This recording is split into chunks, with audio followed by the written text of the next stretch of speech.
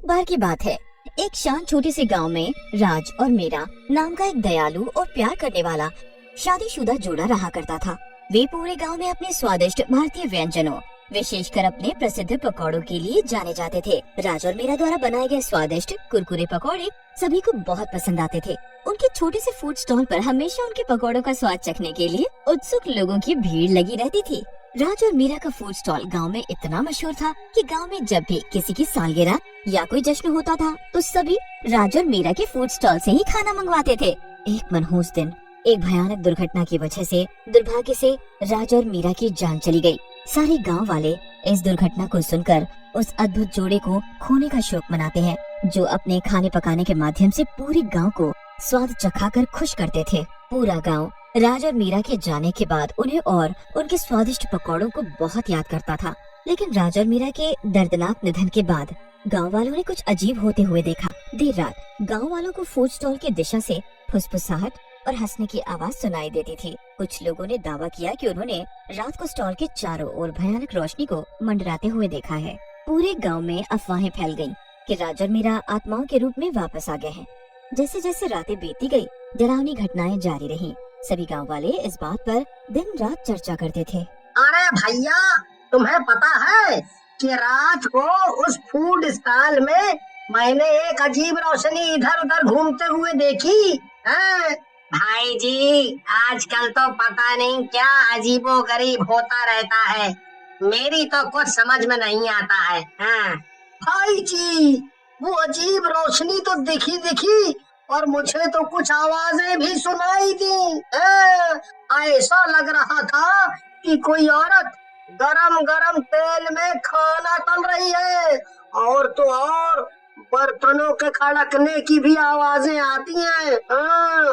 भाई, मैं तो कह रहा हूँ पहले ही जादू टोना हो रहा है हमारे गांव में। जल्दी ही बंगाली बाबा को बुलाना पड़ेगा। हाँ भाई, तुम सही तो कह रहे हो, लेकिन मुझे तो लगता है कि राज और मीरा मरने के बाद आत्मा बनकर यहीं फूड स्टॉल के पास भटक रहे हैं। हाँ भाई, ये भी हो सकता है, हम कुछ नहीं कह सकते हैं। अगर जो तुम कह रहे हो वो सही हुआ तो राज और मीरा कहीं हम पर हावी ना हो जाए। उन दोनों आदमियों की बातें एक गांव में रहने वाली लड़की सुन लेती है। उस लड़की का नाम अनामिका होता है। अनामिका बहुत ही बहादुर और समझदार लड़की होती है। मुझे तो लगता है कि मुझे ही रात को जाके पता करना पड़ेगा कि आखिर माजरा है क्या। आधी रात को पता चलेगा कि वो अजीब रोशनी जो मंडराती है वो क्या है और वो आवाजें किसकी आती हैं। अनामिका रात को अपनी टॉर्च लिए जांच के लिए निकल जाती है और उस फूड स्टॉल के पास जाके खड़ी हो जाती है। अनामिका को फूड स्टॉल के पास कुछ रोशनी दिखाई देती है। अनामिका आश्चर्यचकित हो जाती है और आगे बढ़कर देखती है। अनामिका देखती है कि राज और मीरा की आत्मा फूड स्टॉल में पकौड़ियाँ तल रहे हैं और आपस में बातें कर रहे हैं। अनामिका को कुछ समझ नहीं आता और उसका दिल जोरों से धड़क उठता है, लेकिन वो हिम्मत जुटाकर बोली, तुम कौन हो? राज और मीरा की आत्मा अनामिका को देखकर मुस्कुराते हैं और अनामिका को अपनी पूरी कहानी बताते हैं। अनामिका बेटा, तुम हमारी कहानी सुनना चाहोगी? मुझे कोई कहानी नहीं सुननी, मुझे बस ये जानना है कि तुम कौन हो और यहाँ पर क्या करने आए हो। तुम्हारा मकसद कहीं इस गांव का बुरा करना तो नहीं है? नहीं अनामिका, ऐसा नहीं है। हम तो खुद इस गांव का हिस्सा है। हम कैसे गांव वालों का बुरा कर सकते हैं? तुम हमारी बात तो सुनो। ठीक है, मैं आपकी बात सुन लेती हूँ। मैं और मीरा यहाँ इस गांव के ही रहने वाले थे। हम दोनों इस फूड स्टॉल को चलाया करते थे। हमारे बनाए हुए पकौड़े इस गांव में सबसे ज्यादा स्वादिष्ट और मशहूर थे। हमारे यहाँ पकौड़े खाने के लिए सारे गांव वाले भीड़ लगाया करते थे। लेकिन ऊपर वाले को कुछ और ही मंजूर था। एक दिन हमारे साथ दुर्घटना हो गई और हमारी मौत हो गई। फिर हम दोनों आत्माएं बन गए क्योंकि हमें मुक्ति नहीं मिली। हम यहाँ किसी से कोई नफरत नहीं करते, ना ही किसी से बदला लेने वापस आए हैं। हम यहाँ वापस इसलिए आए क्योंकि हमें ये खाना बनाकर खुशी मिलती थी और मरने के बाद हम इस खुशी से वंचित हो गए थे।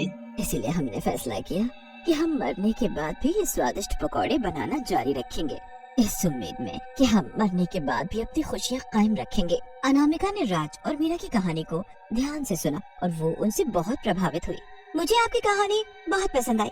मैं अब आपकी सारी बात समझ चुकी हूँ, पर मेरा ये विचार है कि क्यों ना आप दोनों अपने स्वादिष्ट पकौड़े एक बार फिर से गाँव वालों को भेजा करें। आप फिर से उन्हें स्वादिष्ट पकौड़ों का स्वाद चखाएं और उन्हें खुश रखें। नहीं नहीं अनामिका, हम तुम्हारे इस सुझाव से बहुत खुश हैं, लेकिन हमारे लिए ये करना बहुत मुश्किल है।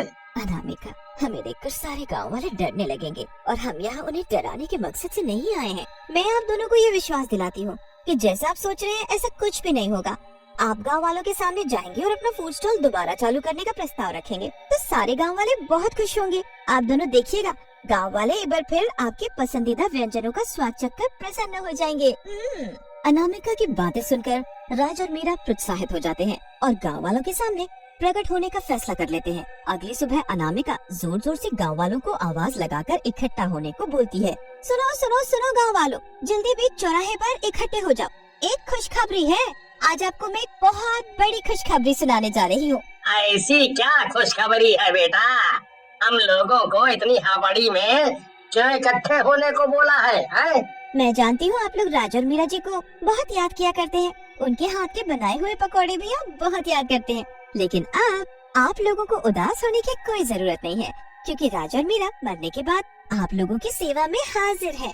ये कैसी बात कर रही हो बेटी? हमें कुछ समझ नहीं आ रहा है। अरे रुको चाचा, मैं बताती हूँ ना। आप लोग बातें किया करते थे कि रात को फूड स्टॉल से अजीब अजीब रोशनी दिखाई दिया करती थी और आवाज बल्कि राज और मीरा की ही थी। सारे गांव वाले अनामिका की बातें सुनकर चौंक जाते हैं। अरे अनामिका बिटिया, ये क्या बात कर रही हो तुम? राज और मीरा तो मर चुके हैं, वो दोनों वापस कैसे आ सकते हैं? हाँ मैं समझ रही हूँ, राज और मीरा मर चुके हैं, लेकिन मरने के बाद भी उन लोगों को मुक्ति नहीं मिली, जिसकी वजह से वो दोनों भूत और चुड़ैल बन गए हैं। गांव वालों को अनामिका की बातों पर विश्वास नहीं होता है।